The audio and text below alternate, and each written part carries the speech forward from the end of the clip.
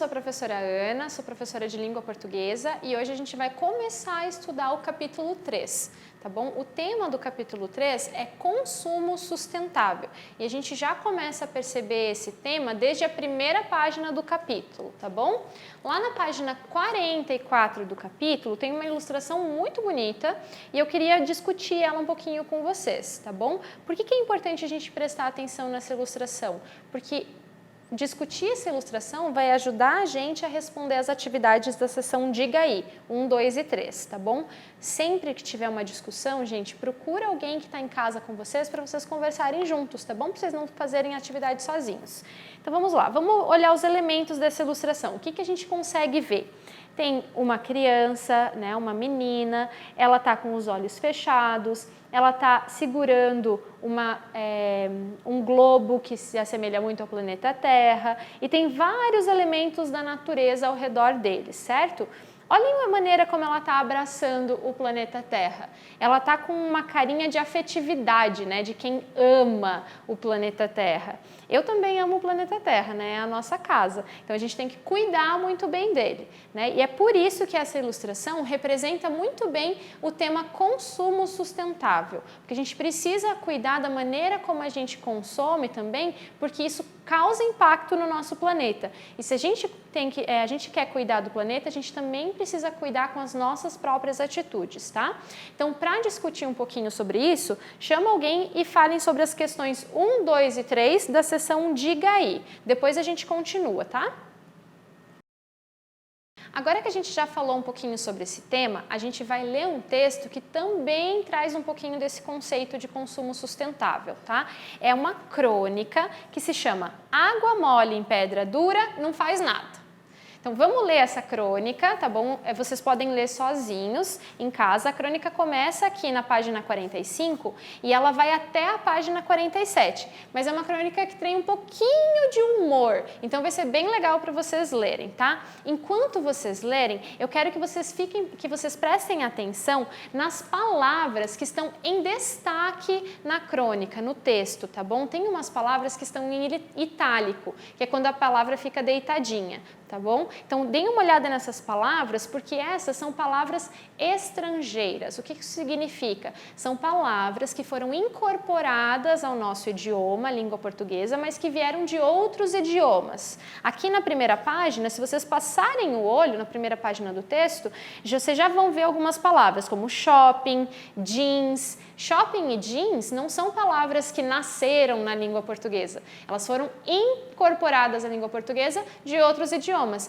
E essas palavras a gente chama de estrangeirismos, tá? Então, esses estrangeirismos em língua portuguesa, quando a gente vai escrever, a gente sempre coloca destaque neles, tá? Se vocês forem procurar no dicionário, vocês vão ver que tem uma indicação que é uma palavra estrangeira e por isso vocês precisam aplicar esse destaque quando forem escrever. Existem outras no texto que vocês vão encontrar, então fiquem atentos às palavras estrangeiras, tá? Depois que vocês terminarem a leitura desse texto, vocês podem fazer as atividades das páginas 48, 49 e 50. Só uma dica, para a atividade da página 50, número 11, vocês vão ter que fazer uma pesquisa, tá bom? Tem uma lupa aqui do lado da atividade e toda vez que aparece essa lupa, significa que vocês precisam fazer uma pesquisa. Para responder a atividade, vocês podem buscar essa informação na internet, em livros ou conversando com os adultos que estão em casa com você, tá bom? Eles com certeza vão conseguir ajudar porque fala do ditado que inspirou o título da crônica que vocês leram, tá bom? Depois vocês contem pra gente o que é que significa e de onde vem essa expressão. E aí, gente, gostaram da crônica? Acharam ela engraçada? Vocês também têm um comportamento parecido com o da personagem? Bom, certamente vocês já responderam as atividades até a página 50, tá? Mas não custa reforçar. Se vocês quiserem entender um pouquinho mais sobre o gênero textual crônica, vocês conseguem recuperar essa informação sobre as características do gênero aqui na página 50, nesse quadrinho amarelo, tá bom? Então aqui tem algumas informações que vão ajudar vocês a entenderem a estrutura da crônica que vocês leram, tá? Agora a gente vai ler um pedacinho da crônica de novo, porque tem uma palavra muito importante que a gente precisa chamar a atenção. É lá na página 41, não precisa voltar no texto, ele já está aqui, tá bom? Agora a gente vai falar de advérbios e locuções adverbiais. Parece difícil, mas eu vou mostrar para vocês que não é tão difícil, tá bom? Vamos ler primeiro esse pedacinho do texto da crônica. Se estou com meu irmão, fico olhando fixamente para o seu sanduíche bem feito com cara de mendiga. Bom, aqui nesse trechinho a gente tem uma palavra em destaque, que é fixamente, certo? O que significa fixamente?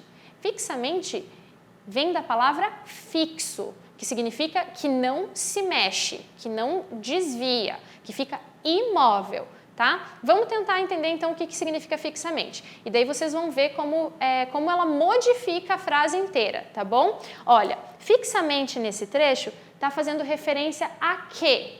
Ao jeito que a menina olha para o sanduíche. Então ela fica olhando de que jeito? Fixamente. Vocês querem entender? Ó, eu vou fazer de conta que eu sou a menina e vou só olhar para o sanduíche.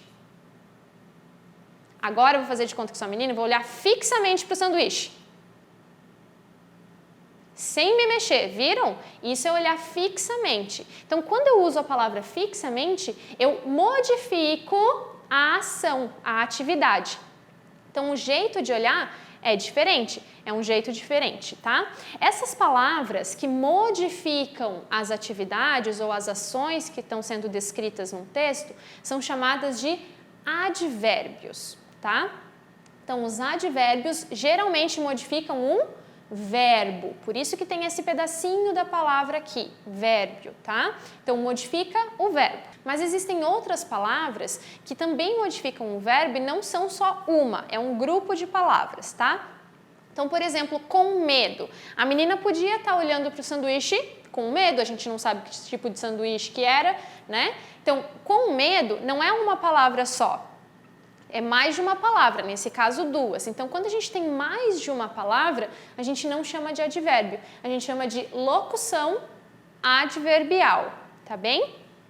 Vocês vão conseguir ver mais exemplos ao longo dessa página, tá? Para essa discussão que a gente acabou de ter, vai ajudar vocês a responderem a atividade 1 e a atividade 2 da página 51. E se vocês quiserem lembrar o que significa advérbio, o que significa locução adverbial, vocês podem consultar esse quadrinho amarelo. Sempre que tem um quadrinho colorido no livro de vocês, é um quadro de retomada do conteúdo, tá? Então, é sintetizando aquilo que é mais importante para vocês prestarem atenção naquela página, tá bom? Então, leiam esse quadrinho e daí depois a gente vai fazer as outras atividades, tá? Retomem o conceito, façam as atividades 1 e 2 e depois a gente continua as atividades da próxima página. Agora a gente vai ver a aplicação desse conceito de advérbio e locução adverbial em outro contexto, em outro texto, tá bom? Abram o livro de vocês na página 52, que lá no começo, na atividade 3, já tem um outro tipo de texto. Esse texto aqui não é uma crônica, é uma tira, certo? São uma linha, uma sequência de quadros que contam uma historinha. Vocês conhecem esse personagem aqui do cabelo azul? O nome dele é Armandinho, tá bom? Para responder as atividades das próximas páginas, vocês vão precisar ler essa tira. Então, a gente vai fazer a atividade 3 juntos e daí as outras vocês fazem sozinhos, combinado? Então, na atividade 3, leia essa tira do Armandinho. Filho, hoje no jantar teremos um pato. Isso é legal. Ele pode sentar do meu lado? Bom, primeira coisa de tudo, a gente precisa entender quem é que está falando em cada quadrinho, né? Então, no primeiro quadrinho, quem é que está falando? O pai do Armandinho, muito bem. E o que ele está dizendo? Que vai ter um pato no jantar. Mas o que ele quis dizer quando ele disse que vai ter um pato no jantar? Ele quis dizer que eles vão jantar um pato, que o pato vai ser a refeição deles. Mas o Armandinho entendeu desse jeito? Não, né?